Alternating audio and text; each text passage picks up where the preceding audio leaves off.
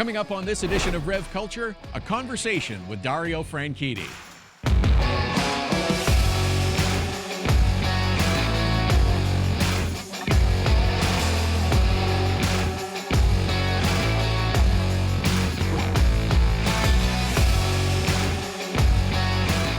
Thanks for joining me on this edition of Rev Culture. I'm Todd Lewis. Coming up on the program, Ted Giovanis races in the Michelin Pilot Challenge Series. He's written a book called Focus Forward, applying racing principles to life and business. We'll talk with Ted about that. Brian Benedict is the chief designer for Hot Wheels. We'll talk to Brian about cool cars. But first up, Dario Franchitti had a long and successful racing career and was recently inducted into the Canadian Motorsport Hall of Fame. I spoke with Dario and looked back on a great career. Let's start by going back to your career. You're a young man coming up through karts and racing, and you decide, I'm going to North America now. How do you make that decision? It was the opportunities available at the time. It was 96, and there was an opportunity to stay in sports cars, actually. I was driving DTM, and a Mercedes had just done the GT program with the CLK GTR. And it was looking like I was going to do that. But then I got this opportunity to come to America, really through the guys at Ilmore. And Paul Morgan in particular said, yeah, I'll get you a test in a car. I got a test.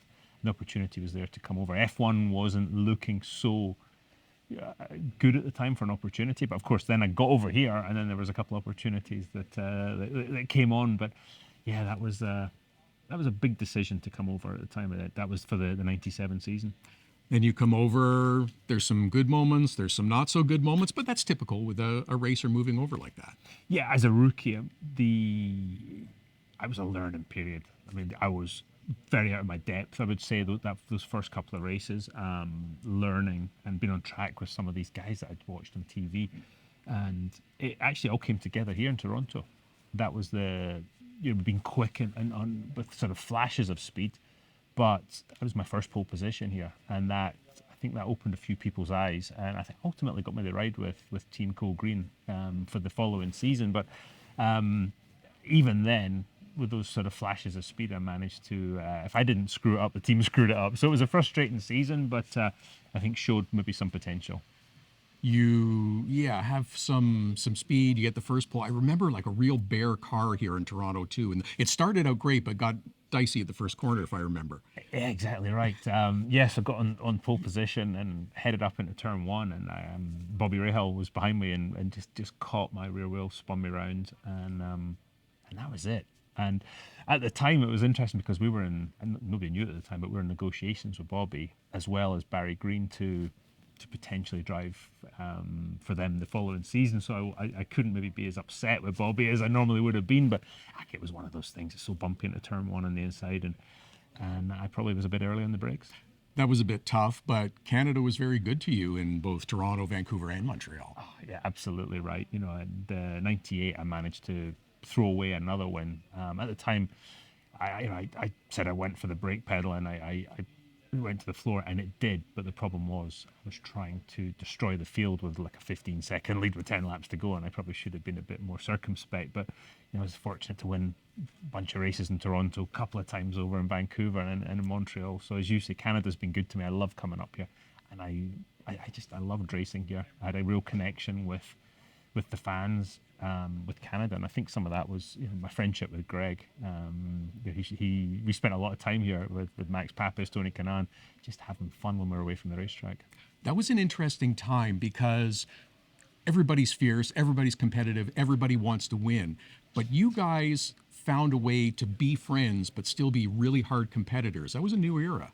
Yeah, it was. People hadn't really seen that, I don't think, for certainly for a while. And Greg was our ringleader, and his dad Rick, who's a great pal of mine to this day, was worried. He was, hey, are you sure you need to be friends with these guys? You're competing. He's like, I got it. And there was a moment we were in, I think it was Fontana, and Greg and I were messing around in practice. And he came and chopped down and took the air off my car, and I shot up the track. And I think it was then his dad realised, no, we're okay. We were away from the track. We were best of pals. On the track, we were the fiercest of rivals, and that was the way it should have been. You raced for some big teams, successful teams, whether it's Ganassi, whether it's Andretti. Is there anything that was a common trait amongst those teams that led to success? People. Yeah, people. From your race engineer right through the organization, it was having the right people, and you might be the sort of, I guess, the analogy with the quarterback here. That's it. You've got to have every single person's got to do their job, and I was so lucky. I was what was Team Green became Andretti Green when I was there.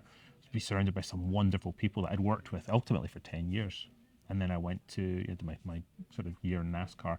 Went to Ganassi, a new team to me, and I was getting on a bit at that point. I think I was 35, and I thought, man, I need this new motivation. And I got to that team, and they were exactly what I needed at that time in my career. And I'm still there now, still working with the team. Is that it? Is you needed the new challenge, something different? I had a good decade in IndyCar, and then I'm going NASCAR now. Yeah, I needed a challenge. I could feel the motivation going away a wee bit, and I had. The cars out there tonight. I'd won the 500 and I won the championship that year. Two of the goals that I'd set when I first came over here. And I thought, I need to do something different. And when I went to NASCAR, literally within, and I'm not exaggerating, within 100 yards of pulling out of the pits, I thought, what the hell have I done? And I met some wonderful people. And I learned to sort of be okay at it. But it was going to take maybe a decade, and maybe I was never going to get there. But I didn't set the blood racing like driving an Indy car did, and I got back in an Indy car and I just went, oh man.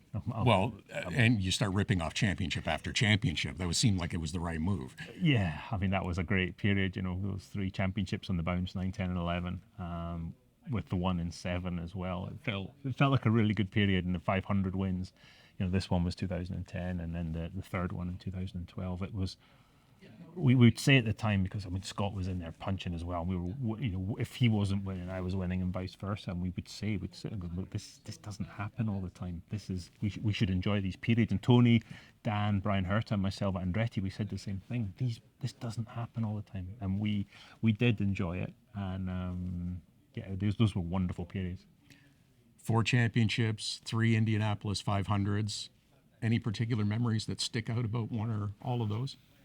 It's tough to pick one of them. I think standing in front of this car, the 2010 Indy 500 winner, this thing was so fast.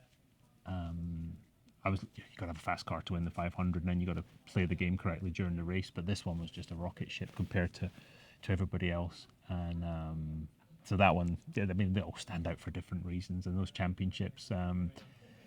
Some of the crazy last lap stuff that went on to win a championship. You and your team work all season, and it comes down to the last corner, the last lap, a couple of times. So it was. I didn't expect 1 championship, so to end up with a 4, and the same with the 500s. I felt very, very fortunate. 2013, you suffer severe injuries that end your career. Do you look back and think, I would have liked to have done this, would have liked to have tried that, didn't get a chance to? Yeah, I would have loved to have raced Le Mans. I had a deal, I had a handshake deal to go do that after I finished IndyCar. To go, and it turns out the car that I was going to drive ended up winning the race, but that's such is life. The stuff I got to do for all those years, I was very, very fortunate. So, yeah, the F1 thing is a question I get asked, and it kind of struck me the other day. The one thing I missed, should I say, was not getting to do my home Grand Prix. I had no interest in just being an F1 driver, but I would like to have done my home Grand Prix, but I was always about being in a car that could win, whether it was F1, IndyCar, sports car, whatever. So, I feel, as I said, I feel very, very fortunate to have driven the cars I got to drive and to experience the stuff I did. So now, removed a number of years from driving, you're busy as a commentator, you're busy doing other things. Is it that challenge that you're still looking for? So, yeah, it is. Now, we were sitting having lunch today. Townsend Bell, who's interviewing me tonight up on stage, he said, somebody asked him, what do you miss? And he asked, what do you guys miss? And he said, he took the words out of my mouth. It's that singular focus on one thing. I miss that. Nothing will ever give me, I don't think give any driver the buzz that we got behind the wheel. But I mean, as you say, I commentate on stuff. I work as an advisor with Ganassi still, getting to boss Scott Dixon around, tell him what he's doing wrong, which is always fun. got 5 cars this year. I'm going to be busy. And then I work with Gordon Murray as well. As I'm the director of brand and product. There you go. So I've got a real job too. So I'm busy, but really fun stuff, and it's cool. What else motivates you, captivates you, and brings you joy these days? My kids. I've got 2 incredible, just lunatic daughters. I've got a wonderful wife who's here tonight. So yeah, my family, my friends, having more time to spend with them. Not much more, unfortunately, because I'm still, as you say, very busy.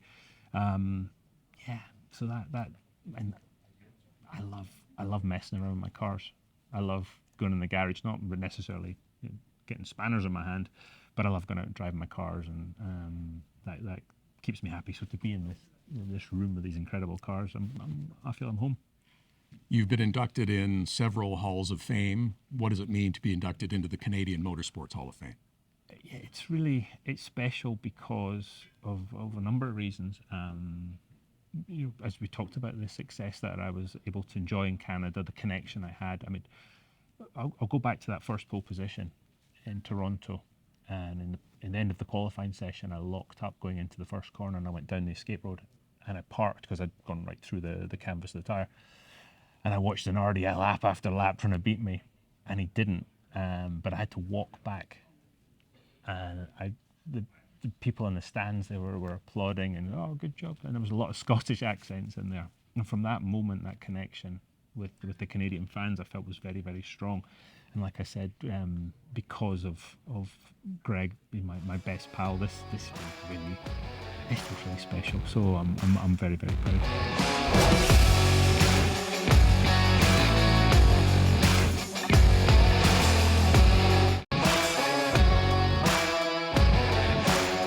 Brian Benedict, our friend, is the chief designer with Hot Wheels back at the Canadian International Auto Show. That's right. And you brought the Barbie car with you. Yes, we did. Yeah, we thought it'd be fun to bring Barbie out. So yeah, we're here at the show, and playing with cars is part of everyone's childhood, right? Whether you're playing with Hot Wheels, on the loops or whatever, or you're putting Barbie in her iconic dream car. So, with the success of the Barbie movie last year, I mean, it was such a cultural phenomenon, right? So we thought it'd be fun to bring a little piece of that here. And this car is inspired by the Barbie movie, and it is Barbie's iconic pink 1957 Corvette. And that car was so iconic back in the day. Like when I was a kid, she had that classic Corvette. And in the movie, they brought that back to kind of like help people relive their childhood, right? A lot of people remember that car, and now it's back front and center again, and here at the Toronto Auto Show.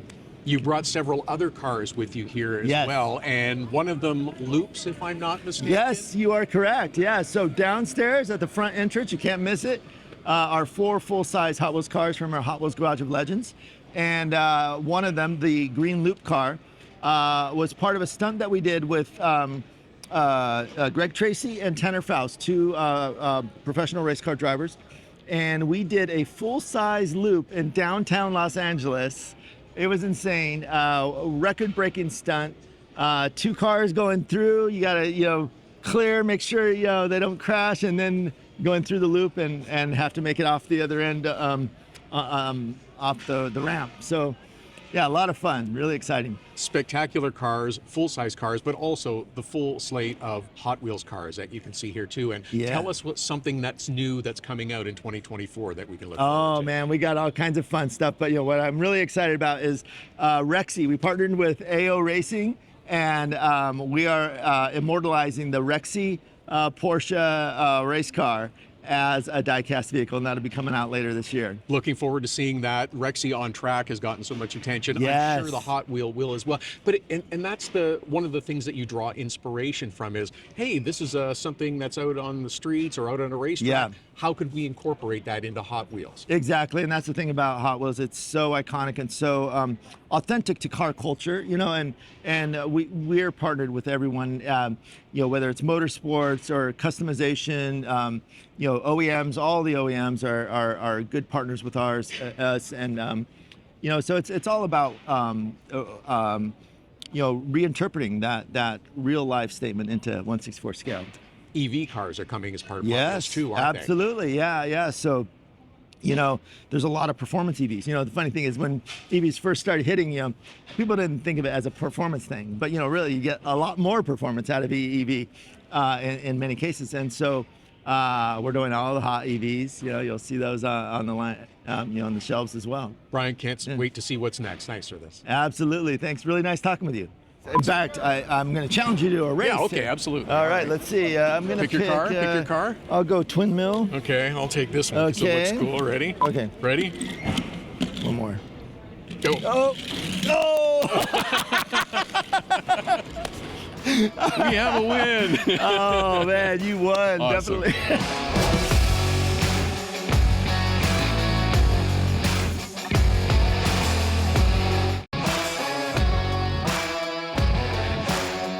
Long before he started racing, Ted Giovanis was a very successful executive, and his experience stretches far beyond the racetrack. He's written his second book, entitled Focus Forward, and draws parallels between what it takes to succeed in racing and in life. Ted, my first question is, how does a successful healthcare executive make the decision to start racing in his mid-40s and then eventually own his own team?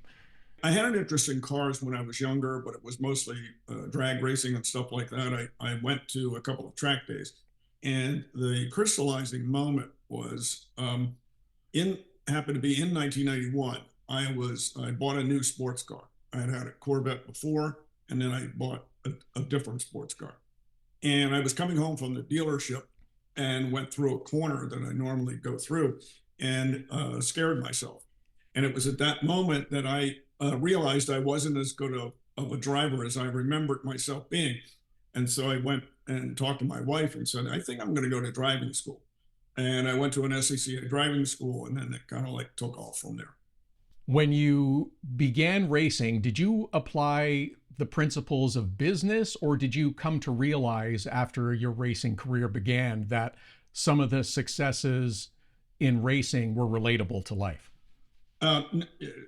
It wasn't in the beginning. It was more as I progressed in racing, probably in the later portions of it, after I got to be in pro racing in 2006. That was when it started to more fit together. And the more I've been in it, the more it fits.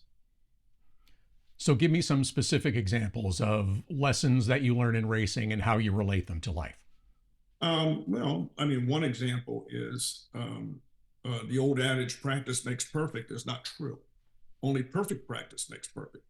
And what I had done was you go through driving school, you pick up techniques, and then you work to apply them.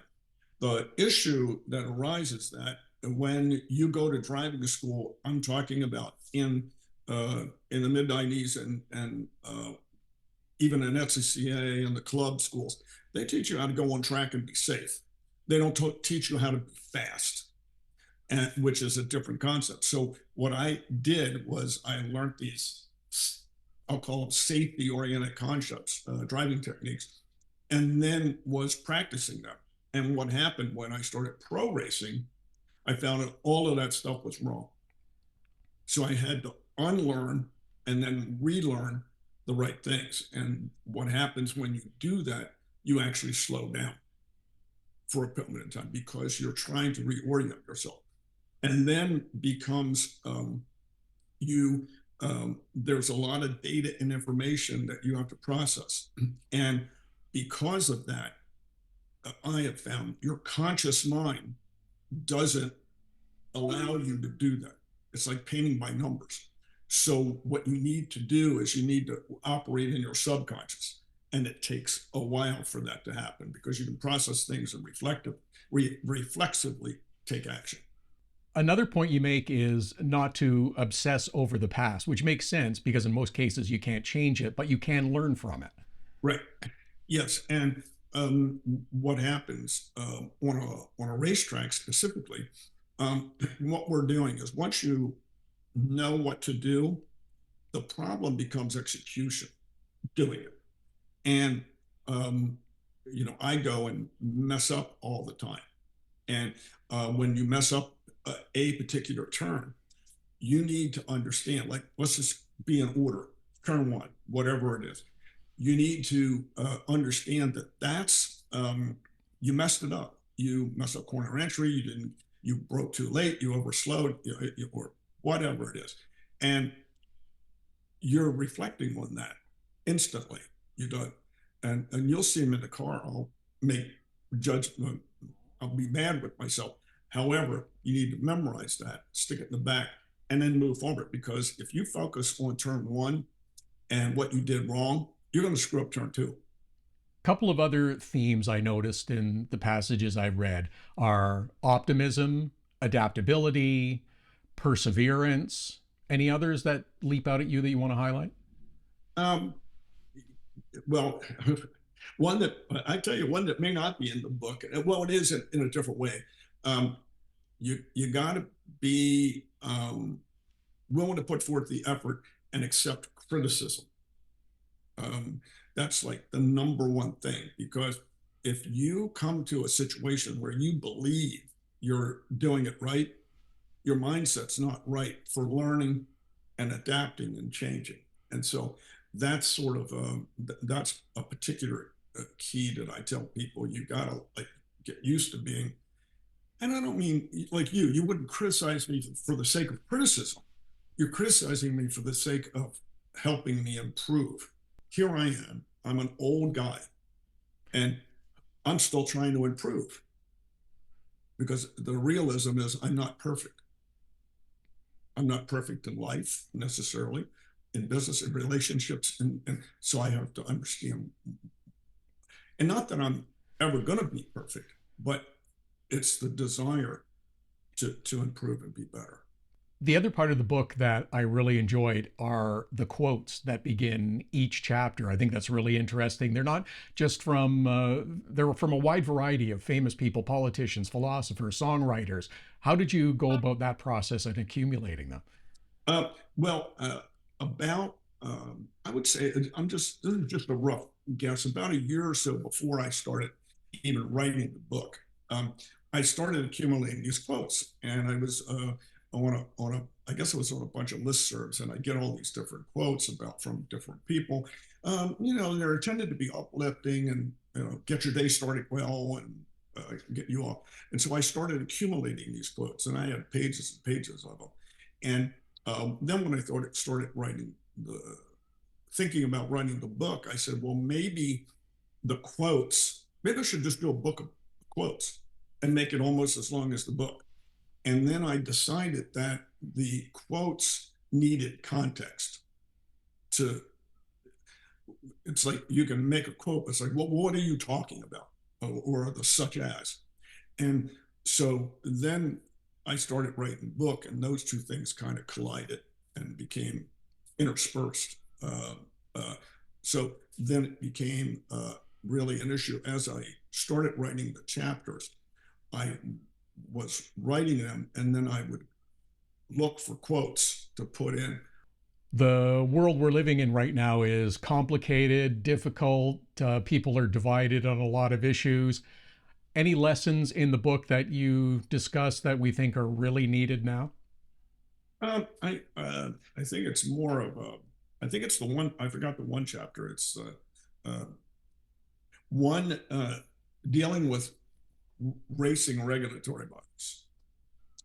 And you're pretty much invariably, you're always going to disagree with them, because you don't like what they've done to you, that you don't like what they've done for somebody else. But you need to understand that they have a job to manage or regulate competition, and they're managing or regulating people with big egos. And so they're trying to equalize performance, because their view is we want to be ahead of everybody, and we want everything to fall their way to be ahead of everybody. However, from the sanctioning body's perspective and the TV coverage perspective, they want everybody to finish across the start finish line, to finish the race all together. Conceptually, everybody has an equal chance at winning or doing well. And so they're looking at it in a different philosophy from their their viewing audience and the competition that they're managing. So once you understand how things might be different, from their perspective, you start to understand, well, it's more like they've got you don't like what they do all the time, but you understand what they do and why they're doing it. And that will do it for this edition of Rev Culture. Don't forget, you can catch up on past episodes by going to the Rev TV website, and please make sure you're following us on all our social channels. Thanks for watching. See you next time.